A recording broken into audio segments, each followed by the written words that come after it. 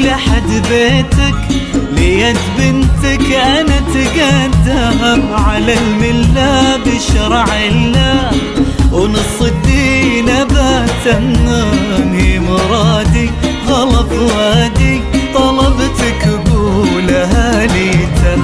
فقير الحال فقير المال غني المبتغى للهم، أعف النفس وصلي الخمس وراعي ربي الأعظم، ومهما صار مع الأقدار أبرضى بالذي مقسم.